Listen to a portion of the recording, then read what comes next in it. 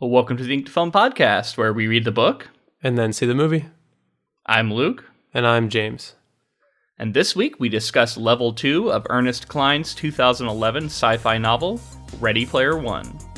Now let's log back into the Oasis and hop aboard our flying, ghost-busting DeLorean. Jade key unlocked.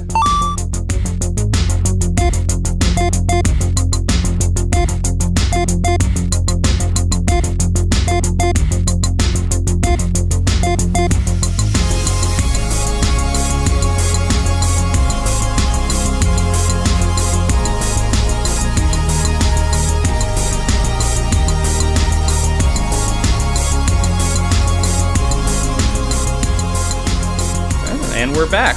It's only been a day, but we're recording episode 2 now for Ready Player One. Yep.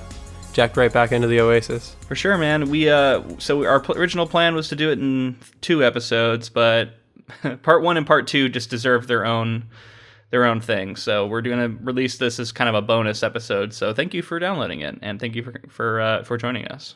Yeah, it would have been too much to try to get it all in 2 episodes. Yeah, there's a lot of fun stuff to talk about in this section. I think we're probably just going to get right into spoiler talk, unless you have some general thoughts you want to go over. But for the most part, this is going to be one for the book readers or for the people who are maybe have seen the movie and have come back to revisit, or if you just really don't care about spoilers. Yeah. Those are the people who should enjoy this. Yeah, the section, it's cool because he does it in 3 levels, so we were like, why don't we do 3 episodes? And I think it's smart because this feels like a distinct difference and change than the first part. Yeah, you're right. It's this. Yeah, there's a whole shift in the way this story feels in this second part here. It'll be interesting to see what you think of the third part. I know it's coming because I've read it before, but James doesn't. So you've only read part 2, right? You know nothing about level 3. Right. I know nothing about level 3. Cool. All right. Well, if you're ready, I think let's just get right into it. We left off on chapter 17, which is the start of level 2. And this section begins with a chat conversation between Artemis and Parzival. I mean, he's trying to, this is like him flirting with her, right? This is him trying to start this online relationship. And they have a bit of an argument, but it's maybe kind of flirty. They're going back and forth. At one point, he says he's been cyber-stalking her, which you can maybe laugh that off, but it's a little creepy. Like I said, it's mostly pretty. It's and I said in the last episode, it's pretty. I think comes from a good place. He's kind of this awkward geek, so it makes sense that this is how he'd approach a woman. Whether or not you're sick of hearing about this sort of thing, your mileage may vary. Yeah. So basically, like Wade is emailing Artemis. Well, okay. So Percival / Wade is emailing Artemis. Well, it's like it's almost like an AIM chat I thought of, like AOL days. Exactly. And I thought that was cool because it was like, it would say like Percival, and then it would say what he said, and it'd be like Artemis, and it would say, so it was just a cool like structural difference in the writing. Yeah. And something else we should mention is that Artemis. I'm glad you thought it was cool because some people probably would be annoyed by it. Yeah. Well, it makes sense. I think it just makes sense for the story because it's like it's like more immersive because we're getting it from like that's what they were seeing. So Artemis is not reciprocating a lot of the stuff that he is saying. Like he's telling her that like he wants to have like a relationship with her, and like she's kind of saying no a lot. He's chasing after her, and she doesn't really want much to do with it. But there's something there. They definitely. She still emails every day, and she's still like kind of. There's something. Yeah, well, it starts to build. She says, like, don't email me. I think we should focus on this contest. And then he starts sending her emails. And then she responds to them, and then like it starts becoming more frequent, and then they start hanging out. So it's kind of that like he's wearing her down, which is another like kind of yucky trope. But I think the reason that it works here is that we do get a strong sense that she is attracted to him and does have a connection with him. It's only that she really wants to focus on the contest, so that's maybe her resistance more than anything else. Yeah, and there's a lot of, also something else we should mention is there's a lot of talk of like Artemis saying like, you don't actually know what I look like, and I'm supposed to assume that you're like one of these mythical guys that doesn't care about looks and only cares about what I actually like, who I actually am. And I guess that's something interesting to bring up about this is just the idea that like I feel like in this game, a lot of people are gonna choose their avatar to look in a way that they see as like, beautiful, or however they want to look, cooler. I know that you've finished the story, and this is just a theory of mine. I'm assuming that they're gonna meet on the outside, and I'm wondering if all of her, oh, I don't look like you think I do, and I don't think you would actually like me if you saw me in person. I feel like it's just insecurity more. I feel like within the story, Wade, when he does meet her outside, will be like completely blown away. And yeah, I mean, that's kind of, I think, what Wade is hoping for. Yeah, I mean, like, honestly, we don't know. And in fact, she has repeatedly said, you know what I mean? Like, I don't look anything like my avatar, and so on and so forth. Yeah, I mean, and that kind of goes back to what we talked about in the last episode, like the inherent, risk, or if you want to call it that, of online dating, where you're just trusting that people are that look like their pictures online or whatever that is. But yeah, it's all kind of shallow and image based too. So I don't know. He also he does say at one point, and we'll get there, but he does say at one point that he is in love with her mind, which is like what you would want to hear in this situation, I think, and that he doesn't care what she's going to look like. So, right. Yeah. Is this in this chapter we also kind of get like something about how, is this all text? Because I thought there was something in here about how Wade. There's some other stuff. Yeah. We yeah, I think we get some different stuff. Like Wade talks about how, like, since he has the time and money now, all he does is play the game, and he stays in his apartment and just like grinds out all the way to level 99. Yeah, we should talk about his new apartment. He orders everything online, and he sets up this, like, I don't know, perfect delivery gaming cube. And yeah, he gets delivery of all this different stuff. He has like a security door, and then he has everything's scanned before it enters, and then he has this like high-end haptic suit that he's able to afford from all of his endorsement deals, and it's like a seat that and thing that'll like rotate and simulate like shaking and stuff, so that like when you're flying spaceships and stuff, it gives you that feel. And then also he has a full body haptic suit now instead of just the gloves. He actually shaves all of his hair so that he can like better feel. So he has like no eyebrows and stuff. Yeah, that was pretty funny. Yeah. And then he also talks about, like, I think it's here, he talks about how like he has like the fastest, strongest rig that he could buy, and everything's he's pouring all his money into like things that he needs to survive, and then basically his Oasis gear. Yeah. He does have, a moment where he kind of says, like, I've completely withdrawn from the world, and like this is, it does occur to him sometimes that, he's living wholly in this illusion and this fantasy, and he's completely shut off as much as he possibly can the outside world. So back to the contest, he's trying to figure out this thing about the Jade Key and to find the Jade Key, and he makes a connection to Captain Crunch. And he thinks about, because the little phrase mentioned a whistle, and he thinks about the whistle being this thing that was in a Captain Crunch box that, correct me if I'm wrong, but I'm pretty sure he claims that there was a whistle in a box of Captain Crunch that came out in the 80s that you could blow into a phone and be able to like make free long distance calls because it would like fool the system or something. Yeah, I think there's some sort of beeping or frequency that would like trigger long distance call, and so it like perfectly like recreated that sound. That's pretty cool. I mean, I'm assuming that has to be true because otherwise it's way too outlandish for you to just make up. And that's a pretty cool, like, I don't know, little nugget that I'm sure only worked for like 6 months of 1 year in the 80s, but yeah. Did you have the phrase in front of you? Just the Jade Key clue in front of you? Yeah, I do. So here's the phrase. It says, the captain conceals the Jade Key in a dwelling long neglected, but you can only blow the whistle once. The trophies are all collected. Once the trophies are all collected. I put a weird pause in there, but yeah. So yeah, the captain, like, he makes the connection between the captain and Captain Crunch and this whistle. And it feels important, but he doesn't really know what to do with it because he doesn't know what this house long neglected is. Yeah. And something else that's interesting that we learn in chapter 17 and kind of chapter 18 is that it's been like 6 months since he found the copper key. So it's been a long time. So plenty of people have gotten the copper key at this point, and he's still in the lead, and Artemis is still right behind him with H and Daito and Shoto as well.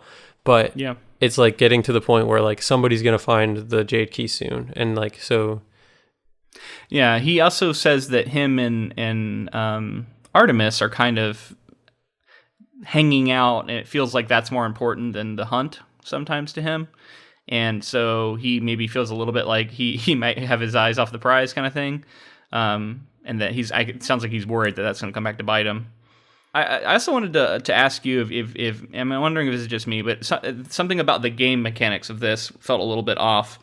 He was level 10 at the end of the adventure, at the end of the tomb, and then he works his way to level 99 over these 6 months, which is the max level in the game. Mm-hmm.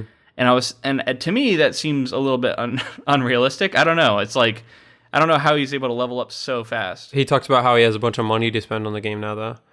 So he's able to spend money to like help him get gear and then get further along and go do quests that he couldn't do before and magical stuff. And yeah. So he talks about how like that's an advantage for him. But the level grind thing is also like something that's so familiar to like people who play certain types of video games. Like just knowing that he was going off and like questing and doing like all this other stuff before he went to go do the actual story mission, which is like the jade key.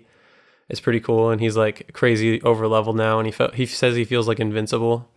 Yeah, I mean, I get all that. I think the reason I bring it up is Artemis being level 52 or whatever when he met her in the tombs, and she's this like famous blogger who's been going around hunting the egg, you know what I mean, hunting the egg. It seems like, how is she only 52? You know what I mean? Like she didn't have any of his limitations. I don't know. I guess the money is the thing. Like it must be a pay for play kind of thing. Like you can upgrade your stuff so much with your money that it can make a huge difference. Yeah, and he's like the biggest celebrity in the game, so maybe like his celebrity helped him along. I don't know. Yeah, that's probably all it is. But anyway, I was just like, it was a weird jump to me to be able to shoot up levels that fast. But also we do get, I guess I'm jumping ahead a little bit, but later we hear about him taking on this tech job. That he supposedly works at 40 hours a week. So that seemed a little bit like, how do you have time to grind out the level 99 if you're also doing that? I don't know. So I didn't understand why he picked up this tech job as well. Yeah, it feels a bit flimsy to me because he says that he needs like extra money, but I'm just like, if you have all these endorsement deals and we've been told that the currency in the game is worth more than the currency in real life, I just don't buy that he would need the small amount of money you're going to get from doing a tech job. Yeah. Like a tech support job.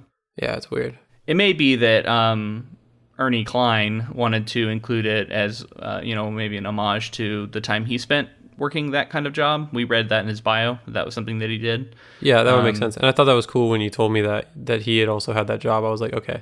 Oh, so this is something interesting where I can ask you this question. Do you think that he relates more closely to Wade or Percival or to Halliday? Because I feel like he's like both of these characters he's putting a lot of the stuff into. Yeah, I mean, absolutely. I think he's both. I think it's different parts of his, you know what I mean? Maybe he feels like young him was more like Wade, and maybe old him is more like Halliday. I don't know. That'd be a good question for him. If we ever got a chance to talk to him or something, that'd be a great question. So we should remember that. Yeah. Yeah. So back in the story, this is when they get an invitation from Ogden Morrow to his birthday party, which we learn is a very exclusive event. That is a yearly event where he puts on this like dance party, and it's going to be on this planet called Neo Noir, which is kind of funny, and it's like a PvP zone, so it's kind of dangerous for them to go. But Wade's like, we can't say no, and also all of the High Five I think got the invitation. Artemis definitely did, and it seems like they want to go to the dance together because they have this like budding romance.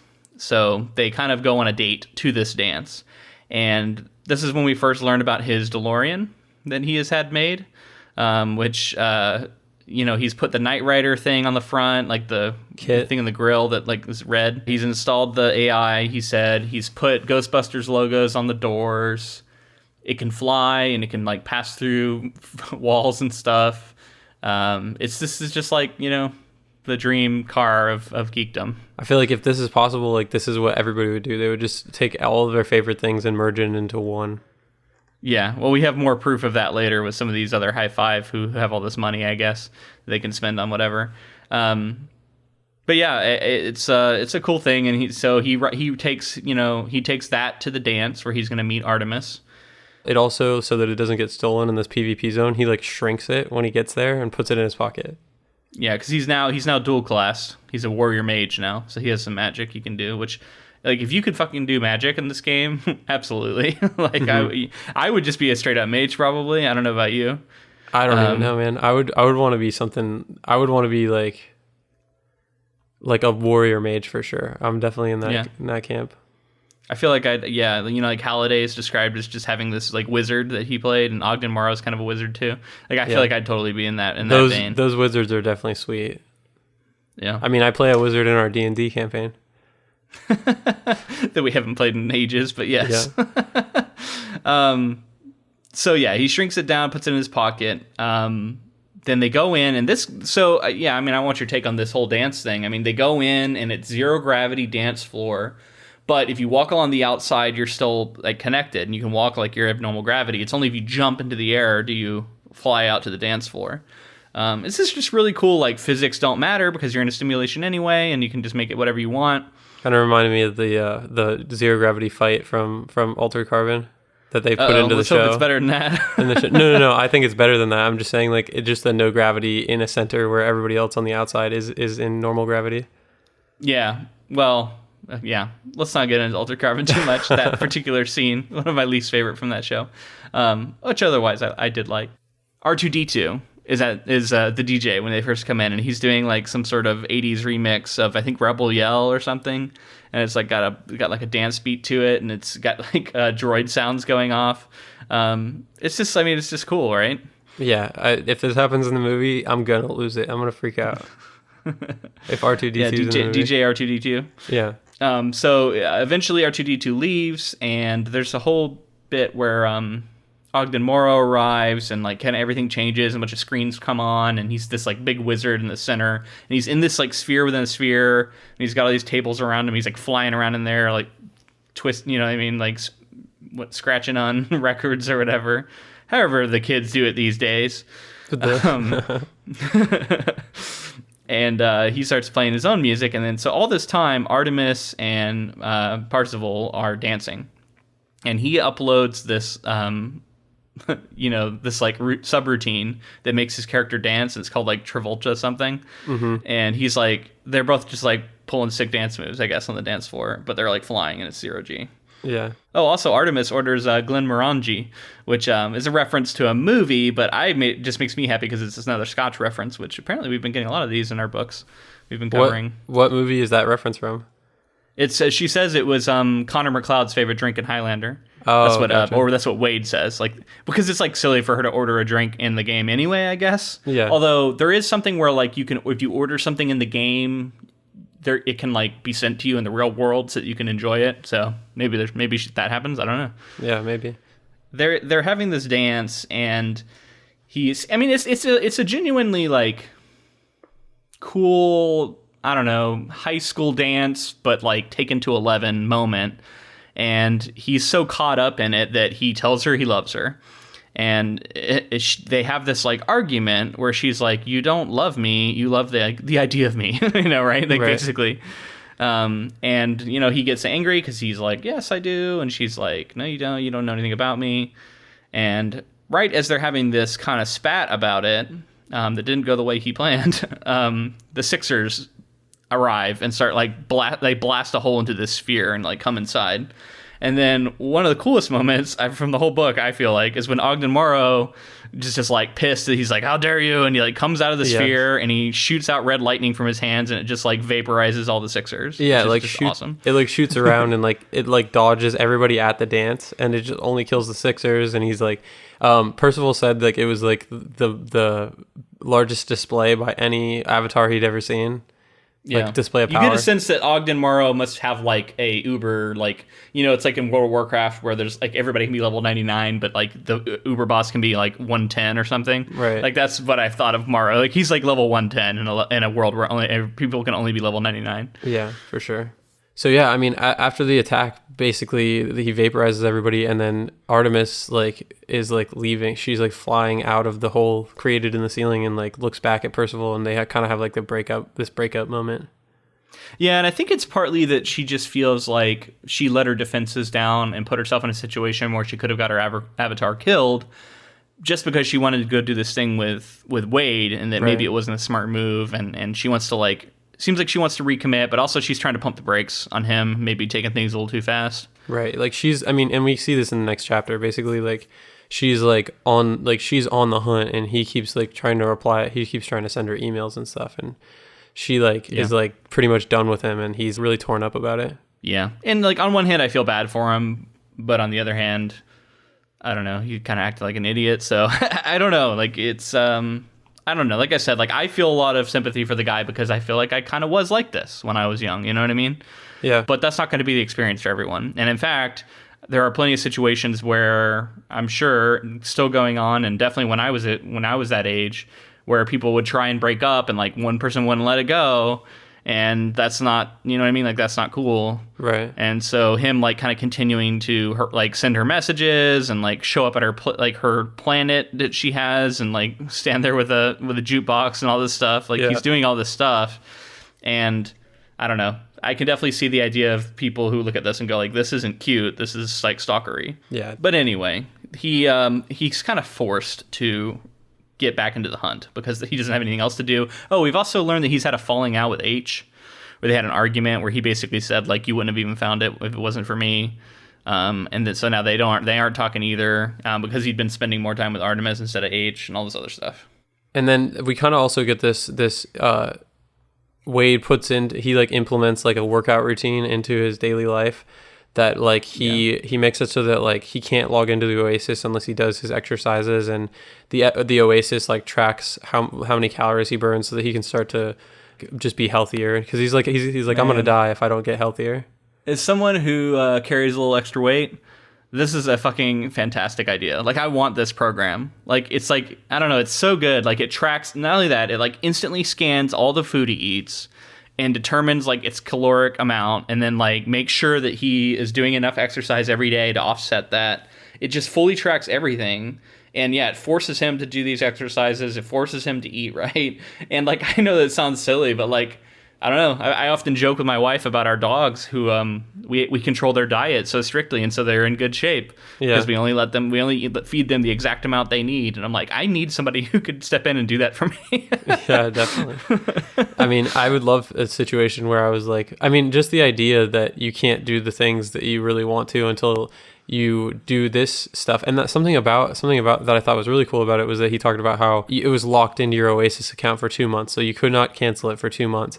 And then after those 2 months were over, it had become a routine, and he wanted to keep it there. So it's like, it's just like, you know, that idea that everybody always says, like, once you get into a routine, it's much easier and like kind of motivational. I'm like, shit, maybe I should fucking go out, go to the gym. Yeah, I mean, if I was better about, you know, self-discipline, you know, you can implement these things to yourself. Don't allow yourself to do this and that until you've worked out or whatever. But, you know what I mean? Like, I see through that illusion immediately and go, there's no one making me do this. Yeah, exactly. Whereas this would be like, you know, like literally can't do it because of this program. Yeah. I don't know. I would sign up for it. I feel like it'd be good for me. Yeah, tell Oasis, tell, what was the company's name? The social Gregarious Games Systems or something. Tell them to get that going so that I'll invest right now. Yeah, for sure, dude.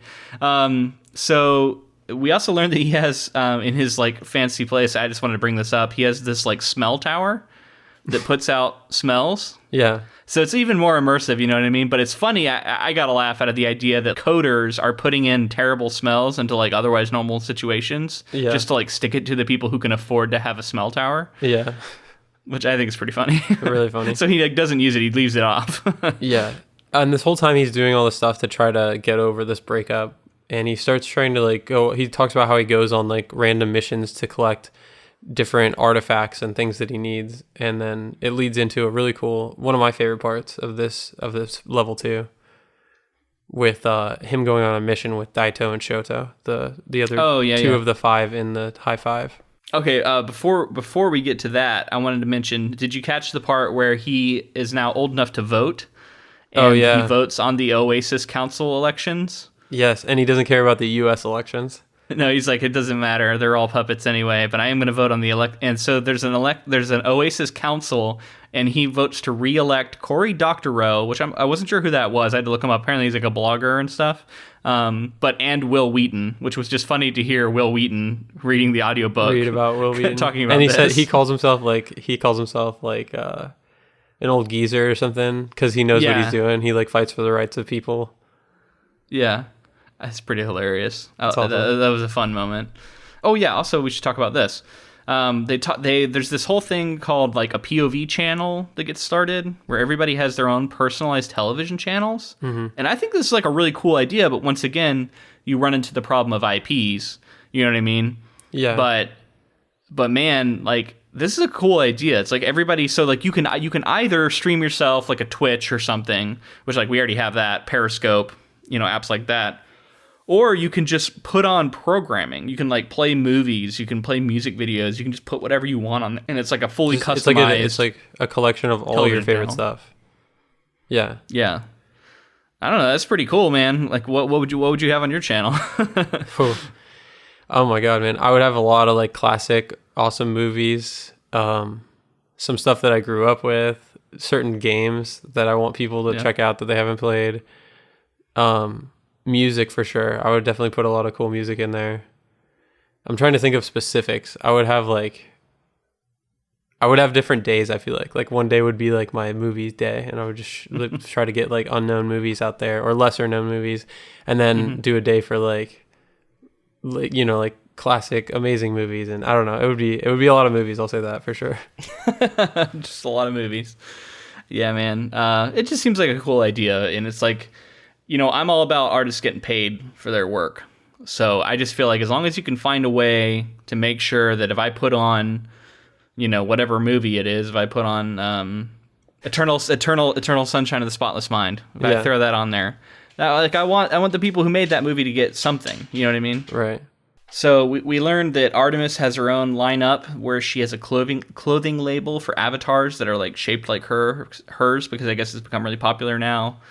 And she's monetized her channel, and we hear about different channels like H's channel, and we hear about Shoto and Daito's channel that play a lot of old samurai movies and all this stuff. I just think it's pretty cool. I'm on board with Daito and Shoto's plan. I would definitely have some old samurai movies playing.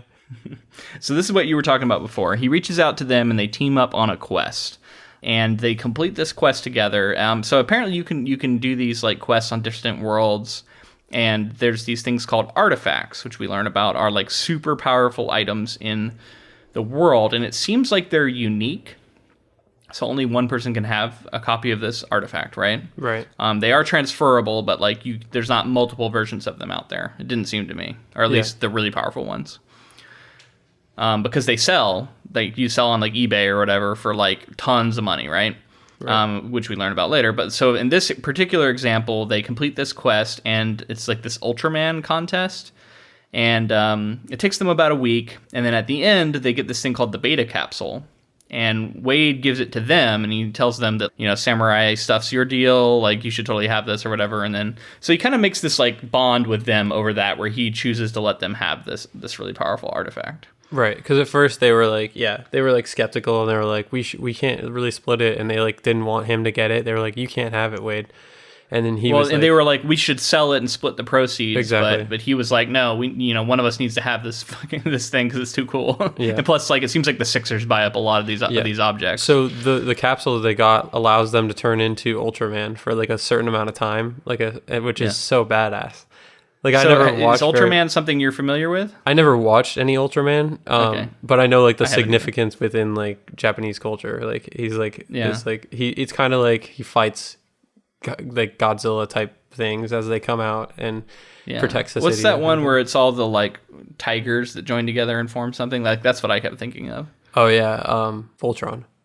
Voltron, yeah. I kept thinking of Voltron. I kind of like subbed in Voltron in my imagination because I didn't know who Ultraman was, but I figured it was similar. Yeah, it definitely, it's like the classic like old Japanese like TV shows would have and stuff, where they'd have like the miniature building so that the people in the suits look massive. Yeah. So this is where we learn about his like weird 40 hours a week that he's doing in tech support, which just seems very odd to me. And then right at this time, he finds out, he sees the scoreboard update, and Artemis has found the Jade Key and passed him. He's no longer in first place. Which is a crazy moment. I didn't expect that to happen. Yeah, he's been dethroned. Yeah, she passes him, and then that was like the end of the chapter, and I was like, holy shit, I gotta keep reading this part, and just like continued on. Yeah, it's funny how like caught up you get in the scoreboard and stuff, right? Yeah, it's just testament to how engaging this book can be. Yeah, we also learned about some artifacts that the Sixers have bought, including or just that exist. Some of them have been bought by the Sixers, including a bomb that kills everyone in an entire sector of the game. Ridiculous. It's this like insane bomb that some guy bought like years ago and has never used. Yeah, including the person who like uses it. That's gonna show up for sure. And then, there's this thing called the Tablet of Finding, which sold for 2 million credits, which set the recent record, I guess, for these sales. And what it does is it will show you an avatar's location by just typing in their name once per day. But there's like some limitations. So like if you're in a different sector, it'll just tell you what sector they're in. If you're in the sector with them, it'll tell you what planet they're on. And then better the closer you get. Yeah. So Wade knows that now that she has found it, that the Sixers are going to use this to locate her. And so now the clock is like on, like because they're going to know where to go, right? In a matter of days. Yeah, for like 6 months he was like was like kind of shuffling his feet, and then he like kicks it into high gear because he's like, holy shit, they're about to all get ahead of me, all the Sixers and everybody. Well, and he's like he's thinking about it, and he's like I gotta go.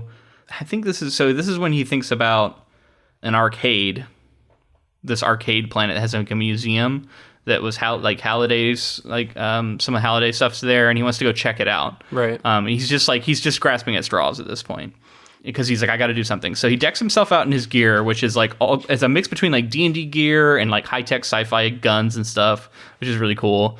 And then he gets in a spacecraft called the Vonnegut, which Vonnegut is one of my favorite authors of all time, so that made me happy. Yeah, that's cool. And it's a Firefly vessel. Yeah, which is like super cool. I don't know. Yeah, and then he talks about like the Whedon verse, which is literally like a section of the universe which is just like Whedon stuff, I'm assuming. So yeah, and he was flying an X-Wing there or something. So it's just like, I mean, it's really cool. Cool to imagine. He arrives at this arcade world, which is pretty crazy because it's like when you're on the surface, it looks like the inside of this game called Battlezone. So it's like all black with like green lines and stuff. But eventually you find this like tunnel and you go down into it, and then inside it's like a replication of just like thousands of old like quarter arcades that people remembered from their childhood and then like coded into here. So it's just like a museum of old arcades and like a labyrinth underground, which is pretty crazy. And he goes into that, and he goes deep down as far as he can get. And this is when he starts thinking about like early haptic chairs, about how there's these old like we played one recently, the Star Wars game at Ground Control. Yeah. There's these old chairs that like move around and vibrate and stuff, and how it's like an early haptic thing that he's doing now. And then he gets to the planet core, and in the very planet core, which I think is pretty cool, there's the original first two video games. So there's a game called Tennis for Two, and then another one called Space War, which I guess are the first two video games ever made. It's pretty cool that those are like at the very bottom, so it's like probably goes in at like a timeline up. Yeah, and then he's there, and there's this exhibit with Halliday with his like trophies, and he's thinking like these trophies must be where they're referring to, but he can't find anything. It's nothing. So he's just wasted time apparently. And he goes to leave, and he's like he takes a different way back, and then all of a sudden he finds this pizza place in this labyrinth of tunnels.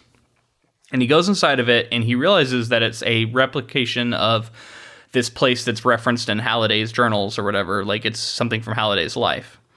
And there's these NPCs in there who are just like, walking around, cleaning it and doing their normal thing. And he's like, how is it possible that like I've never heard of this? He's never heard of it anywhere. I'd be interested to know your theories about it. I guess I won't say much because I know more about it than you do. But yeah, like why do you think no one's found this place before? Maybe he's like a chosen one or something. But I didn't really think anything about why he found it. But I thought it was cool that he found the specific machine that he found and like the thing that happened. So there's a Pac-Man machine that's off, and he figures out you have to plug it in. Which is kind of what happened to us at Dragon Lair, right? Kind of, yeah. It happened to us at Ground Control with Dragon Lair. With Dragon Lair, yep. So it turns on, and then he sees there's this quarter that's like set up on the top for like when you want the next game where you're supposed to put it. But he goes to like grab it and it won't move, which he's like, that's weird. And then he turns it on and he sees that the high score is from Halliday, and it's 10 points shy of a perfect game of Pac-Man. So the only way to usurp him in the high score list would be to play a perfect game of Pac-Man. Yep. So that's what he does. That's what he does, exactly, yeah. So he plays, which is absolutely insane because, like my mom was really good at Pac-Man, but I was never very good at it. Like, I never got too many levels in, but I can't even imagine. So you can't lose a life until the very end. Yeah. It's bonkers, man. It takes him hours. It takes him like 6 hours or something to do. Like, it takes him a long time. But he finally does it, and then when it happens, the coin falls off of the place where it's at and like into his possession. And he looks at it, and it's just like a simple coin, and it doesn't say, it has no like text to like explain what it does, and it's just in his inventory now. It's definitely going to be like a super important thing later, like no doubt about it. So what do you want to make any theories about what it might do? I don't know. He's going to put the quarter in and prove himself to be a true Halliday super fan and be like the chosen one. Okay. He's going to put it into a slot somewhere, and it's going to be I don't know. It's going to do something. So after he finishes, right as he's finishing the game, actually, the scoreboard pops up and shows that H has now got the Jade key and now has passed him on the scoreboard as well. So he's now knocked down to third. And he's just like, oh shit. And then like, even though he's done, he has this cool thing.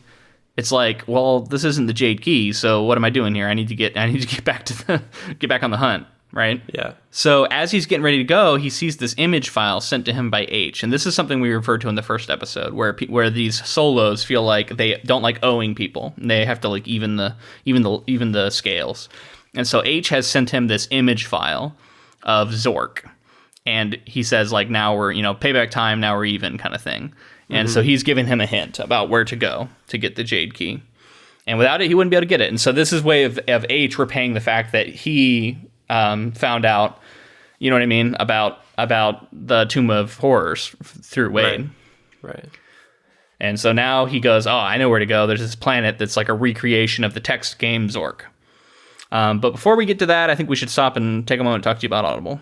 Yeah, absolutely. Audible is an audiobook app or website that you can use to listen to a huge collection of audiobooks. I think there's like 80,000 audiobooks in there. And growing all the time, I'm sure. Yeah, and they've given us an affiliate link, actually.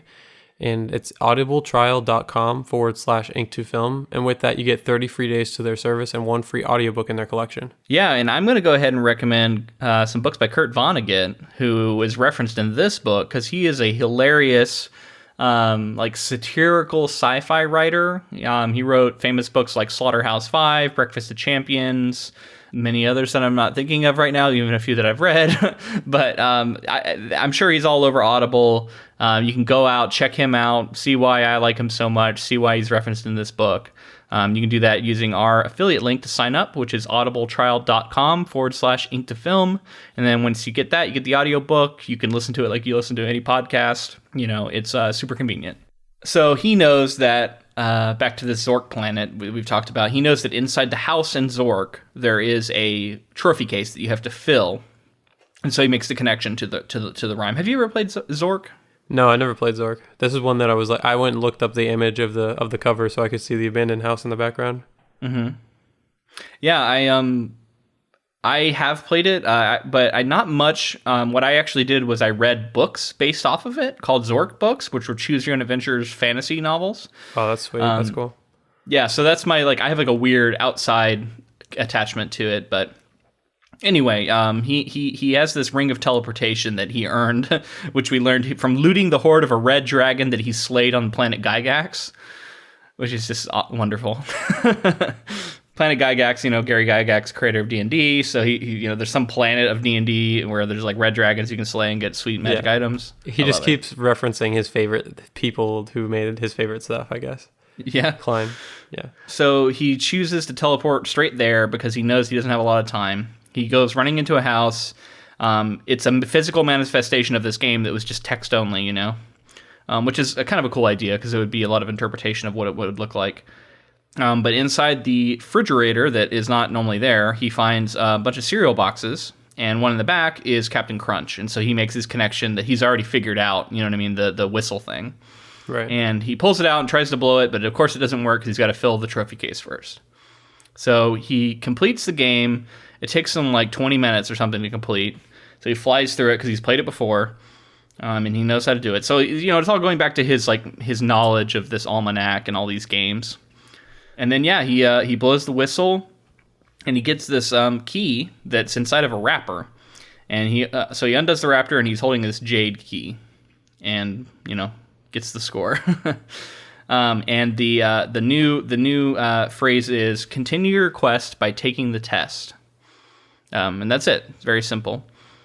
So he's like, holy crap, I don't know what to make of that. And then he barely escapes from the Sixers as they all arrive. Now they've found this planet. And he shoots out and he sends stuff. Yeah, they're shooting at him. He's barely able to escape. Takes some damage to his ship, actually. He sends thank you to H and kind of apologizes for being an asshole. And then we learn that this planet becomes what's known as the Battle of Frobos, because it's this planet called Frobos that's a PvP zone. And now it's like all the Gunter clans and all of the Sixers are descending on this planet to complete it. And he actually sees that Shoto appears, I think, after Sorrento. It's like Sorrento appears first and then Shoto, right? Right, Sorrento being the leader of the IOI. He's the bad guy. Yeah. And but then no Daito does not appear, and in fact his name disappears completely off the scoreboard. Meaning he's dead. Meaning his avatar has died. Right. So he's like, oh shit, that's crazy. And so we something crazy's happened in this battle, right? That Wade doesn't know exactly what it is. Right. Which is something I was like, oh shit, I wish I knew what happened. Yeah. So he's now up in second place. And he starts hearing rumors about what happened to Daito, but he doesn't know because no one apparently saw it. So he can't figure out the silver wrapper and this riddle. So he's when he wakes up the next day, he sees that Sorrento has completed the second gate, has somehow completed this next part, and has usurped him and is now in first place. So, I mean, talk about the other one being kind of a kick in the teeth. Sorrento being in first place is pretty shitty. And then that literally means they're one key and one gate away. So they're at the end game, basically. Like, it's going to be over soon.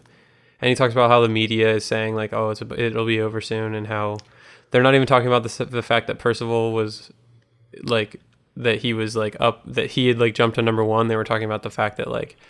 Yeah. It's just crazy that they were all descending on, like, they were all moving to a planet, basically. And the hits keep coming because other Sixers start to complete it now that Sorrento has. So they all start doing this. And so there's all these people who jump past him and actually knock all of them out of the top 10 completely. And it's all Sixers, too. It's crazy. It's all Sixers, yeah. And then 2 days after that, Sorrento gets the final key, gets the crystal key. So he's, like, lapped them now, essentially. Yeah. And you're just like, holy shit. And then Sixers start getting copies of that. So Wade has this thought where he's like, well, when this game's over, I'm gonna give all my money to some kid, and then I'm gonna go up to the roof and I'm gonna jump off and kill myself. Which is a pretty angsty teenager moment, but crazy, man. I get it, I guess, but maybe in poor taste. Yeah. So coming up here, this is my favorite part of the book so far. From here to the end of this coverage is my favorite part of the book. Just want that to be known. So Shoto arrives on his asteroid and says that he has something that Daito left to him. And so they sit down together, and Shoto is driving the Kurosawa from Cowboy Bebop, which I think is just pretty badass, right? So awesome, man. I mean, Cowboy Bebop is like one of, not even just anime related, like one of my favorite things, content, like stories ever. It's so cool. Mm-hmm. So we learn the backstory behind Daito and Shoto, and Shoto reveals that the Sixers killed him, as in the real IRL, actually killed him. We learned that they're not real brothers, that they became like online brothers because they, met at this support group for like people who were addicted to the Oasis, and apparently didn't work because they then just threw themselves more into the Oasis. We learned that it's like a big problem in Japan of people who just like withdraw from society and go into the Oasis, but also it sounds like it's a problem everywhere in the world. So they were able to track the Sixers ships, and that's how they got to the planet, because they knew that they were going to descend on it. So while Shoto was inside completing the quest, Daito stood guard to hold off the enemy. And while he was out there, he uses the capsule to turn into Ultraman, and has this like badass moment where he's just like smashing the fleet and just like laughing and just like slaughtering everybody, the Sixers, and destroying ships. And then Shoto has just enough time to complete the thing, get the key. And but as he's doing it, all of a sudden Daito's voice is cut off like mid-sentence, and his avatar freezes, and they descend and they like kill his avatar. And we learn, because I think he says something like somebody's here or something. And so we learned that the Sixers literally found him and broke into his apartment and then like took him up to the roof and threw him off and then framed it as a suicide. Yeah, which is fucking crazy. I also just thought about how Wade was just kind of like half joking about throwing himself off the rooftop. So I hope he feels really shitty here about this. Yeah, definitely. But yeah, Shoto escaped, and he's come to give the capsule to Wade now, because it can be used once per day. They're reusable and they can transfer. So he's giving him this artifact that he was able to recover. And he says, you should have this. And he says he's not interested in completing the egg quest anymore. Now he's just out for vengeance. Which is crazy, man. It's very samurai-esque. It's going to be, I can't wait to see the end of that story. And then Wade gives him a Masamune +5 Vorpal blade. So awesome. There you go. I can't wait. If this happens in the movie, man, I'm going to freak out. It's going to be so cool. And then you had to love this next part, because as he's thinking about it, he realizes that he's like saying something to a computer, and it makes him think of Blade Runner, which is a past project of ours that we really love doing. And I know it's one of your favorite films of all time. Of all time. And yeah, and so so he's like, oh, I should form this thing into a unicorn, which is like the iconic unicorn from the movie. He does that, and he decides, oh, this has to be the Voight conf machine. That has to be the test. I mean, and like we talked about this in our other projects and stuff with Blade Runner. You can extensively hear our thoughts about Blade Runner and Blade Runner 1982, Blade Runner 2049, and Do Androids Dream of Electric Sheep is one of our early projects. But I just love that stuff, man. And the fact that the Voight comp test is the clue for the next like part of this. Yeah. I was like, oh my God. So I will say I've been sitting on this because I knew we were going to do Ready Player One day when the movie came out. And I knew that this was a big part of this part. And I was like, oh man, I can't wait. I can't tell him about it. I can't spoil it. So awesome. So he knows that there's Tyrell buildings, literally the building from Blade Runner, that we talked so much about in the episode, is just like, apparently that's like a preset building. People can just drop down on any planet. So there's just tons of them everywhere. So he just has to go to like the nearest one. And he goes into it, and he kills like 50 replicants, which he even calls skin jobs at one point, which is really cool. Yeah, if this, I will not be able to believe it if this happens in Ready Player One. So then he gets to the office of Eldon Tyrell. He sees the owl, and he takes the Void Conf machine test. So when he does that, he inserts the Jade key, and a gate appears. And he goes inside, and inside there is a bowling alley. And he is kind of drawn like almost gravitationally towards this Black Tiger game, which he knows is a translation that originally, like in the original Japanese or whatever, means Black Dragon. And he always thought it was important because he saw this Black Dragon on the wall in the animation that was on Halliday's website. Anyway, it's kind of obscure, but we also know that we read that this is Ernest Cline's favorite video game of all time. Yeah. So he goes into the game, and he's actually sucked into the game and has to play like a 3D version of this arcade game where he is the character. So he's like jumping around and having to do everything, and it's like an 8-level dungeon, and it ends with you defeating this black dragon.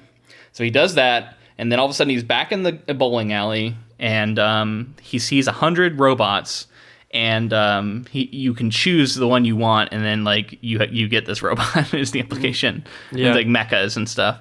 And I liked that one of the ones listed is Iron Giant. Now it's not the one he chooses, but if you've seen the trailers for the new movie, you see Iron Giant prominently. So it was cool that it was like that it was one of the options, right? I feel like in the movie he'll choose Iron Giant. Yeah, that's what I think too. But it was cool because he referenced like a super, super obscure Spider-Man, like Japanese Spider-Man show that came out where he had like a mech Spider-Man, like mecha, like giant robot. Wow. And that's the one he chose. That's the one he ended up choosing. Is it? See, I didn't recognize the one he chose. Yeah. That's cool. And then also, obviously, they talk about Gundam, which was a huge part of my childhood. I love Gundam growing up. And I don't know. That was all. I would have taken, just so it's known, I would have chosen the Gundam for sure. Oh, okay. Yeah, man. I don't know. Like, I can't remember. Was Voltron in there? Because I probably would have chosen Voltron if so. Yeah, take Voltron too. Voltron's awesome. I don't think he was in there, but I would take him. So at the end of the game, these end credits scroll by, and he sees this image of the crystal key, and he exits.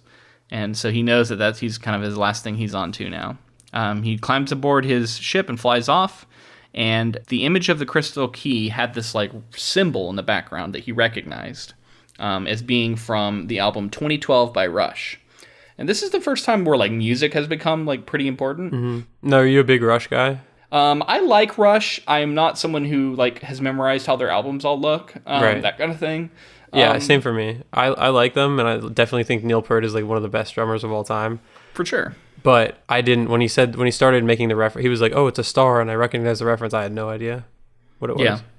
It's still cool, though. So he goes to this like Rush planet, and he enters this dome city. He arrives at a temple called Syrinx, and apparently this is all stuff from like the lyrics of this song.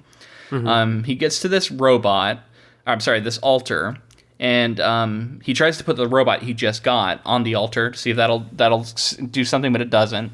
So he starts thinking about the lyrics, and he knows there's this waterfall where there's a cave behind it. So he goes into that, and he gets into a chamber where he finds an electric guitar, which, as a guitar player, this is cool. It's a 1974 Les Paul that's embedded in a stone, like the Sword in the Stone, that he has to like draw. So cool. Which is just and even pretty badass. I didn't play guitar for long growing up and stuff, but everybody knows like Gibson Les Paul is like the guitar to get. And so he actually has taken lessons or like learned from the Oasis how to play guitar. And he actually plays some bit of the song. Mm-hmm. And when he does that, he unlocks like a special phrase. And the phrase is, the first was ringed in red metal, the second in green stone. The third is clear as crystal and cannot be unlocked alone. And then he thinks, like, I have just done this because I thought to play the song, but I bet you that the Sixers did not play the song. So they all got this far, but don't know the next clue. So he now thinks he has the clue that they don't have. And I think we mentioned it, but like the Sixers have now like all gone to this location where they know where the last gate is, and they're like trying to figure it out. Yeah, well, we're about to get to that. Oh, okay, sorry. Yeah, that's all cool. So he puts the guitar on the altar, and it changes into the crystal key, and he leaps back into first place. So he is now back on his throne. By a little bit, because he was the first one. Because he's caught up, yeah.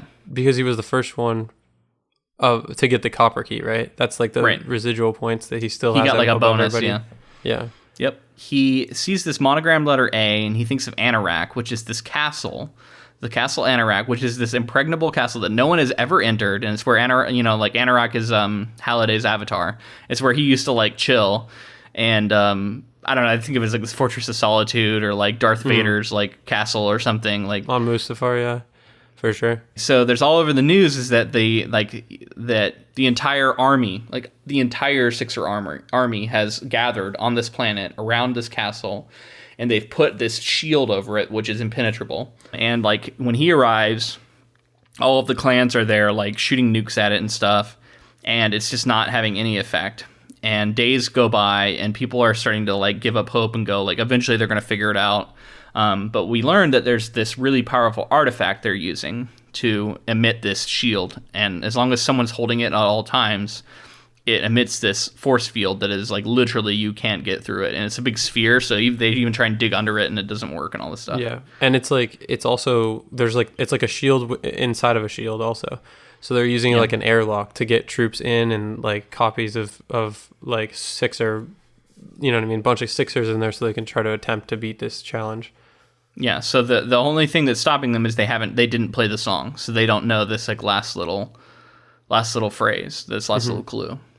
So Wade begins to formulate a plan, and he emails the other 4 now. And he tells them exactly how to find the crystal Kate and the crystal key. So he just drops the information on them, like, boom, here it is. This is how you do it. And it seems like he's kind of trying to form an alliance with them or something. It's gone from solo to group, yeah. Yeah. At this point, it's like the Sixers are going to fucking win if we don't do something. And he says he basically commits to he's either going to get through this gate or he's going to die trying. And then that's the end of level 2. It's just cool to see like him realize like, oh, like these solos are like, yeah, everybody wants to be solo, but like at the end of the day, they're all going to team up against this like evil. Because the Sixers winning is by far the worst thing that could ever happen. It'll be the worst thing that could happen, yeah. So what do you think his plan's going to be? So I don't know. That's something I was like, he was like, and then he came up with a plan, and that was the end of this chapter. So I don't know what his plan is going to be. Obviously, it's going to involve all 4 of them, and I'm sure that they'll like, I don't know, they're going to use everything in their resources to try to either sneak in or just do like a massive attack. Yeah, against this impenetrable shield. Yeah. I mean, they have to sneak in. Somebody has to sneak in and they have to pull an Endor, the forest moon of Endor, so they have to get onto Endor and take down the shield while the other troops are ready to go in. Somebody has to infiltrate. I'm afraid the shield is quite operational. We'll see if that happens. Palpatine will be in there, right? Palpatine will be... All right, man. That's it for this level 2. I'm excited to get into this third part with you and get through all the reveals and then see this movie, which I'm getting more and more hyped for. So excited. I actually want to ask you how closely, just so we have this in our coverage, how closely are you expecting the film to follow the book? I think in form it's going to be very similar, but I think a lot of the references are going to be new or different. There's going to be a few holdovers and a few carryovers, like big ones. Please be Blade Runner. But I just suspect it's going to be a lot of new references and new... Because, we talk about all the time. Things work in a book that don't necessarily work in a movie. Yeah. And I think with Spielberg at the helm, he's going to go things that maybe are more visually interesting. So like some of the riddles that get solved are going to be different. I don't know. That's going to be the big question. How much is the same? How much is different? Do the changes work, or are they lesser forms? That's something that I look forward to finding out and talking about with you for sure. Yeah, man, I'm excited. I feel like, as usual, my instinct is to be like, oh, I really like how this story is shaping up, so I hope they follow it closely. But I mean, as we saw with Annihilation, and we've seen it before, change can be good too. So I'm excited. All right, so that's going to be it for us for this episode. If you'd like to connect with us on social media, you can find us on Facebook, Instagram, and Twitter. We are at Ink to Film on all 3. Would love to have you come follow us. I tweet pretty frequently on there. We retweet interesting things we find about the projects we cover, and that's a good way to find our episodes as we post them. Definitely. And if you wanted to reach out to us for the podcast, if you wanted to give us any feedback that you have about our episodes, our coverage, what you're excited for about Ready Player One, references you like, references you don't like, we'd love to hear from you. And we have an email you can send that to. It's inktofilm@gmail.com. Yeah, it would be great to hear from some people. I know people have opinions about this. So also, if you're enjoying this episode, if you like our deep dive, into this book that a lot of people love, the way to show us some love is to subscribe to the podcast wherever you get podcasts, and to leave us a rating and review so that we can continue to grow and get our show out there to more listeners. All right, and lastly, we just want to say thank you again to Audible for giving us that affiliate link. Again, You can get 30 free days to their service and 1 free audiobook if you use our affiliate link, which is audibletrial.com/ink2film. Yeah, and I wanted to thank Crown Publishing, who we've mentioned in the last episode, hooked us up with a bunch of giveaway items for free. We're giving away movie posters right now, and if you want a shot at winning those, just sign up for our newsletter, and you will automatically be entered. So go ahead and do that and get a shot at one of these cool posters. Plenty of time to sign up still. We also want to thank Techno Axes, royalty-free music, for the use of our intro and outro music. All right, so that's it for this episode. We will be coming back with your level 3 coverage soon, this Thursday. When you listen to this, we hope you join us for that. Until then, I'm Luke, and I'm James. Gate 2 complete.